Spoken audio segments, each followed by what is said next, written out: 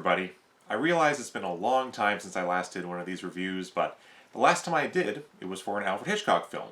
So why not tackle another one after my little hiatus? The 39 Steps has been a pretty big gap in the list of Hitchcock movies I've seen for far too long. I've watched nearly all of his American movies, while there's still a couple more obscure ones that are on my list to check out yet, but it's his British filmography that has been largely untapped for me. So when I sat down to watch the 39 Steps for the first time, I wasn't entirely sure what to expect. It's a movie that I've heard the title of forever, but I've never read that much about it. So while I'm sure this isn't a surprise to anyone that has seen it before, it's really, really great. The main takeaway I had from it is that Alfred Hitchcock's style was largely in place from early in his career. The cinematography, the editing, the overall mood of it feels so far ahead of their time when you compare it to your average 1930s spy caper. Alfred Hitchcock's movies, for the most part, share this feeling that is, for me, somewhat hard to describe, but can only be truly experienced by just watching them. And that can be said of really any era of his career. It's a somewhat unsettling mood, where it feels like things are going on that the audience and the main character aren't totally aware of. A couple moments I always think of that evoke this are Jimmy Stewart in the alley in The Man Who Knew Too Much, or Paul Newman out in the farmer's field in Torn Curtain, waiting to meet his contact. The 39 Steps has a lot of that, whether it's Robert Donat at the Scottish couple's house, or his gradually realizing who he's speaking to when talking with the professor. Watching the 39 Steps feels like it could have been shot in the mid to late 50s, even early 60s. And I would say the same thing about watching one of his late period movies as well, be it Family Plot, or Topaz, or even Frenzy, which is a movie I by no means love. Those movies, while containing content that would not have gotten by the censors of the 1950s, otherwise are shot and edited just the way he would have back at the time of North by Northwest or The Birds. That's not to say that Alfred Hitchcock just had a set formula and repeated it in movie after movie, but instead, he had this timeless style that at once removes you from the era from which it was filmed, while still feeling classic and like a product from those golden years of filmmaking. For anyone that isn't aware, the 39 Steps is an early example of the wrong man or man on the run films that Hitchcock was and is very well known for. The story follows a Canadian in London that is accused of the murder that takes place in his apartment of a female spy, or agent, as she prefers to be called. He at once sets out to complete the mission she started while evading the police that are consistently on his heels and the assassins that would like to stop him from acting on the information he's now in possession of. It's a lot of ground to cover in 86 minutes, maybe too much considering the rushed nature of the finale, but as expected, Hitchcock paces it all with precision. Also, as you would hope, it's very tense, but with some excellent comedy mixed in as well. It's also a movie that almost can't be watched without the innumerable comparisons to the films that came in its wake and continue to today. There are the scenes foreshadowing Hitchcock's work in the future, such as the woman stumbling forward with a knife lodged in her back, bringing to mind 1956's The Man Who Knew Too Much. There's the attempted assassination at a concert hall, which again played out in updated fashion in the same film, which in turn seems to have inspired the opera sequence in Mission Impossible: Rogue Nation.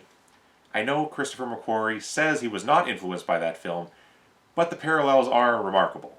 There's the man hiding out on a train and becoming entangled with a beautiful blonde while en route, a la North by Northwest, and there's the hunted man finding himself at the home of someone he hopes will be an ally, who in turn happens to be the very last person he should be seeking refuge with, as poor Robert Cummings did in Saboteur. And that's just a handful of the Hitchcock references. How about Robert Donat slipping into a celebratory crowd to blend in?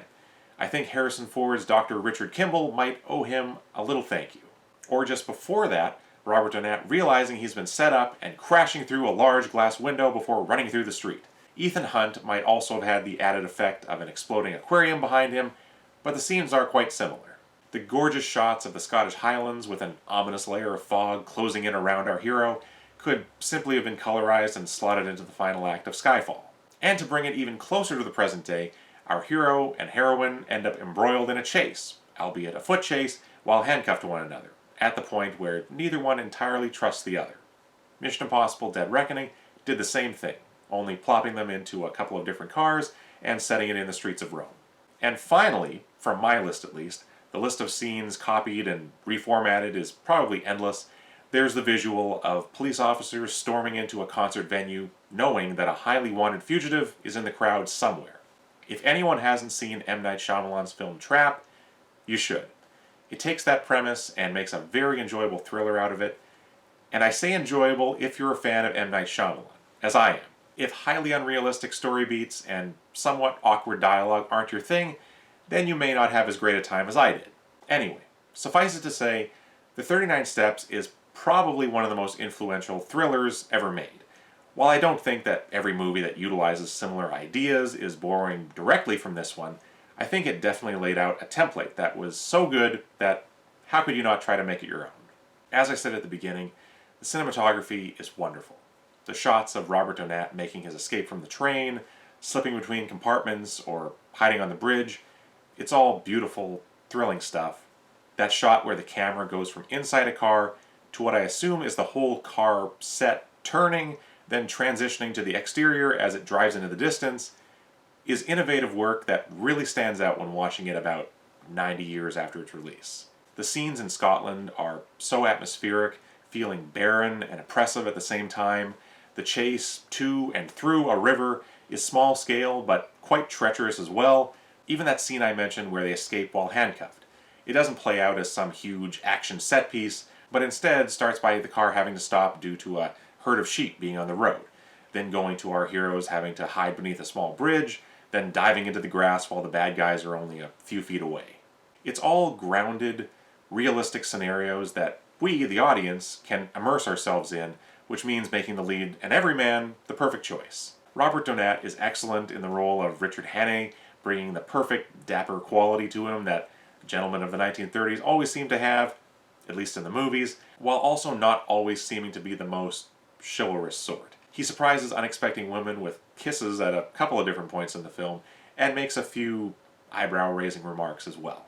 Which I should point out, Alfred Hitchcock's penchant for pushing the boundaries of what was considered decent for the time is somewhat evident here, whether it's ladies' underwear being held up for the audience to no doubt drop their jaws at, or a couple instances of language that I don't think would have flown had this been an American film released the same year.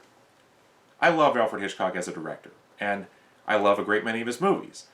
But at the same time, I still am no fan of this boundary pushing, which led to even further lowering of the moral bar for movies to clear.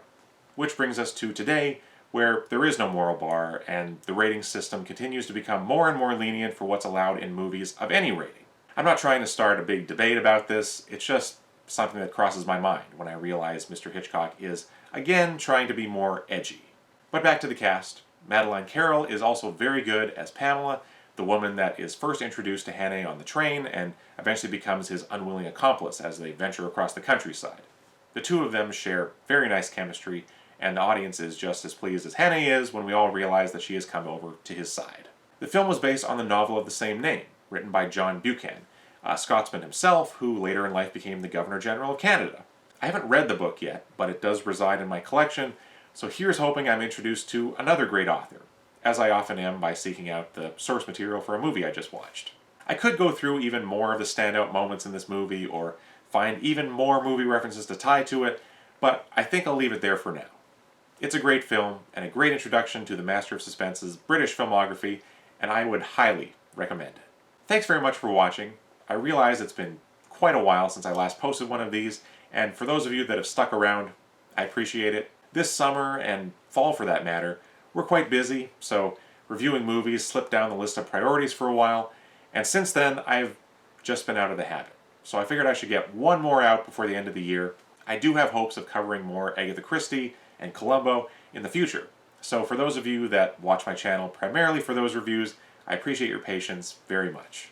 But for now, I'd like to wish you all a very Merry Christmas. Adios for now.